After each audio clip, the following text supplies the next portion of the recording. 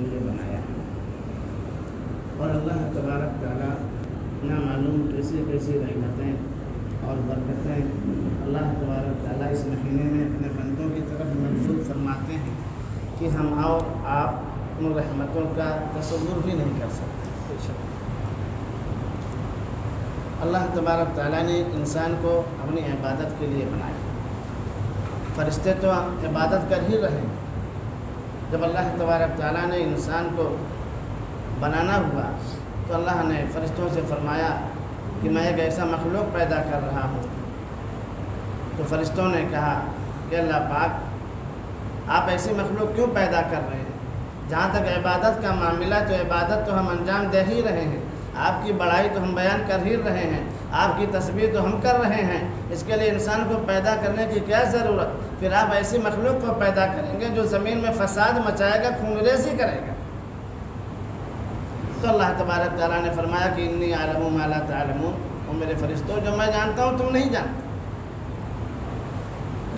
بہرحال فرشتوں کو اعتراض تھا، لیکن اللہ تبارک تعالیٰ نے فرمایا کہ انی اعلم ما لا تعلمون۔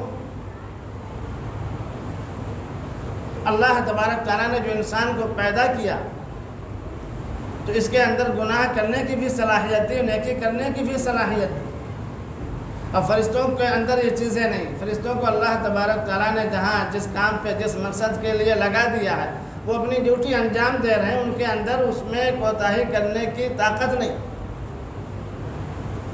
اب جیسے رمضان المبارک کا مبارک مہینہ ہے تو فرشتے نہ کھانا کھاتے ہیں نہ پانی پیتے ہیں، لیکن انسان کھانا بھی کھاتا ہے، پانی بھی پیتا ہے۔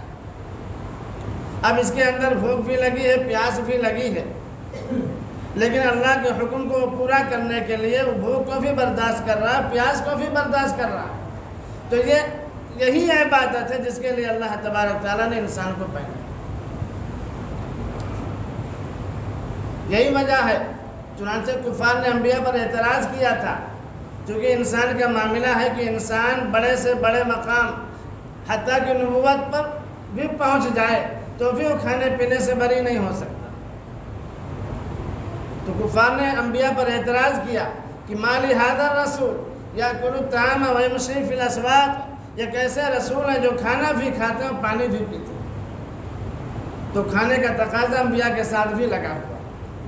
اب اگر انسان کو بھوک لگ رہی ہے، پیاس لگ رہی ہے، لیکن اللہ کے حکم کی وجہ سے وہ کھانا نہیں کھا رہا ہے، پانی نہیں پی رہا ہے، تو یہ کمال کی بات۔ اس لیے اللہ تبارک تعالیٰ نے فرشتوں سے فرمایا کہ میں ایک ایسی مخلوق پیدا کر رہا ہوں جسے بھوک بھی لگے گی، پیاس بھی لگے گی، اس کے اندر شہوانی تقاضا بھی پیدا ہوگا۔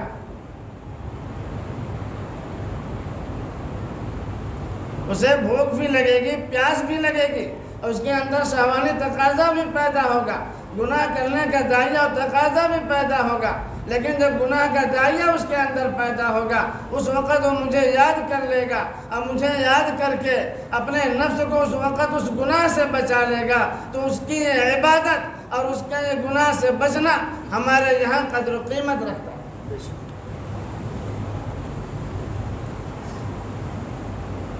اس کی یہ عبادت اور گناہ سے بچنا ہمارے یہاں قدر و قیمت رکھتا ہے، جس کا اجر و ثواب اور بدلہ دینے کے لیے ہم نے ایسی جنت تیار کر رکھی ہے جس کی صفت ارض السماوات والارض ہے۔ اس لیے کہ گناہ کا داعیہ پیدا ہو رہا ہے، خواہشات پیدا ہو رہی ہیں، گناہ کے محرکات سامنے آ رہے ہیں، لیکن یہ انسان اللہ کے خوف سے اور اللہ کی عظمت کی تصور سے اپنی آنکھ کو گناہ سے بچا لیتا ہے، اپنے کان کو گناہ سے بچا لیتا ہے، اپنے ہاتھوں کو گناہ سے بچا لیتا ہے، اپنی زبان کو گناہ سے بچا لیتا ہے، اور گناہوں کی طرف اٹھتے ہوئے قدموں کو روک لیتا ہے تاکہ میرا اللہ مجھ سے ناراض نہ ہو جائے۔ یہ عبادت ہے جو فرشتوں کے بس میں نہیں تھی۔ اس عبادت کے لیے اللہ تبارک تعالیٰ نے انسان کو پیدا کیا۔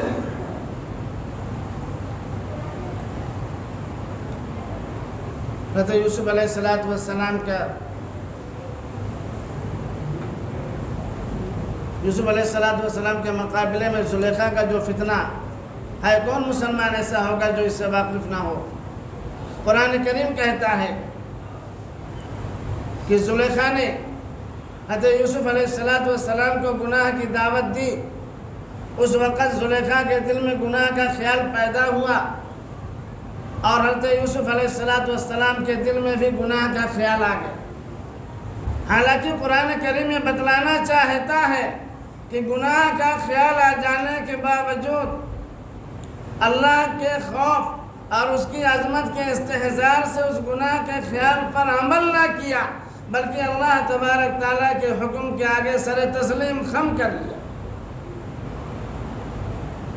اور اگر گناہ کا خیال ہی نہ آتا، گناہ کی صلاحیت ہی نہ ہوتی، گناہ کرنے کا تقاضا ہی پیدا نہ ہوتا، تو پھر 1 مرتبہ نہیں، 100 مرتبہ نہیں، 1000 مرتبہ اگر کوئی گناہ کی دعوت دے تو پھر تو کوئی کمال کی بات نہیں۔ کمال تو یہی کہ گناہ کی دعوت دی جا رہی ہو، ماحول بھی موجود، حالات بھی سازگار، دل میں خیال بھی آ رہا ہو، لیکن اللہ کے حکم کے آگے سر تسلیم کر کے فرمایا کہ معاذ اللہ، میں اللہ کی پناہ چاہتا ہوں۔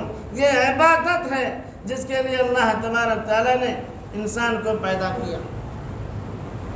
تو رمضان المبارک کا مبارک مہینہ صرف روزہ رکھنے اور تراویح پڑھنے کی حد تک بات ختم نہیں ہوتی، بلکہ اس مہینے کا تقاضا یہ ہے کہ اس مہینے میں انسان اپنے آپ کو فارغ کر لے، اس لیے کہ زندگی کے 11 مہینوں تک زندگی کے دوسرے کاموں میں لگے رہے، یہ 1 مہینہ اللہ تبارک تعالیٰ نے جو عطا کیا ہے، اس میں انسان کو اپنے مقصد تخلیق کی طرف لوٹنے کا مہینہ ہے۔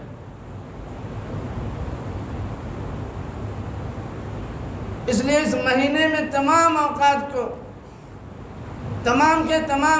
کو اللہ کی عبادت میں لگا دیں، ورنہ کم از کم اکثر اوقات لگائیں، یا جتنا زیادہ سے زیادہ ہو سکے اللہ کی عبادت میں لگائیں۔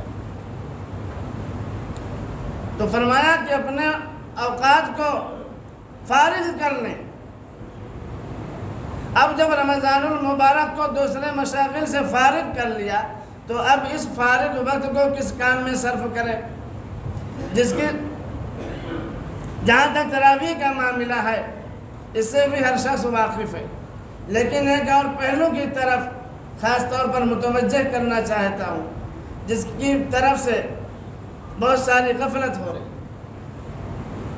وہ یہ ہے کہ الحمدللہ جس شخص کے دل میں ذرہ برابر بھی ایمان ہے، اس کے دل میں رمضان المبارک کا ایک احترام اور اس کا تقدس ہوتا ہے، جس کی وجہ سے اس کی یہ کوشش ہوتی ہے کہ اس ماہ مبارک میں اللہ تعالیٰ کی عبادت زیادہ کرے، کچھ زیادہ نوافل پڑھے۔ اب آپ اندازہ لگائیں کہ جو لوگ